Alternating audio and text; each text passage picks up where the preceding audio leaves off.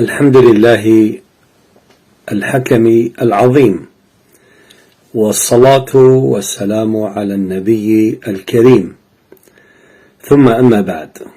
معشر المسلمين،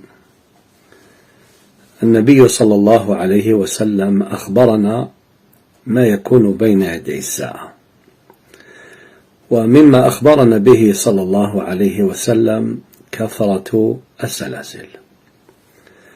روى الإمام أحمد في مسنده، والطبراني في المعجم، وابن حبان في صحيحه، وخرجه أبو يعلى الموصلي في مسنده، وصححه الحاكم وهو صحيح على شرط البخاري ومسلم،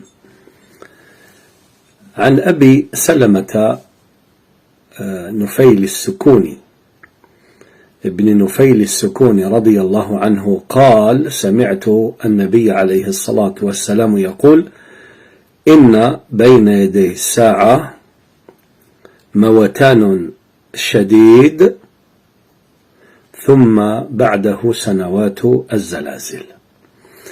إن هذا الحديث العظيم يخبرنا فيه النبي عليه الصلاة والسلام ما يكون بين يدي الساعة. موتان شديد. موتان، الموت من جهة المبالغة، أي كثرة أعداد الموتى، وكثرة من يموت في وقائع أو في واقعة واحدة.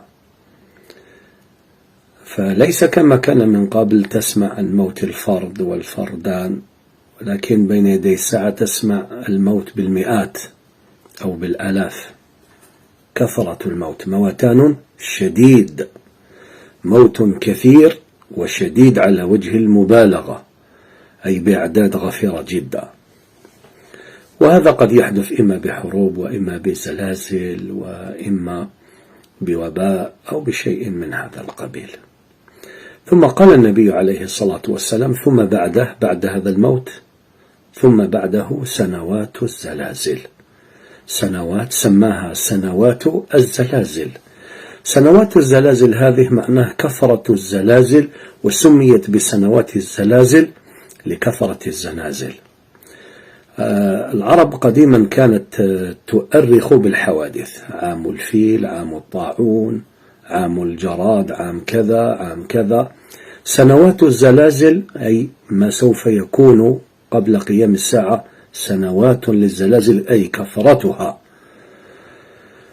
وإن ما سوف يشاهده المسلم بين يدي الساعة من كثرة الزلازل معناه جاء على إثر ذكر الموت الشديد، الموتان الشديد، معناه سيكون فيه أيضا موت شديد وأبلغ في سنوات الزلازل. نسأل الله تبارك وتعالى الرحمة لموتى المسلمين والشفاء العاجل لجرحانا، كما نسأله سبحانه وتعالى أن ينصر أمة الإسلام على أعدائها. آمين. وصلى الله وسلم وبارك على النبي عليه الصلاة والسلام.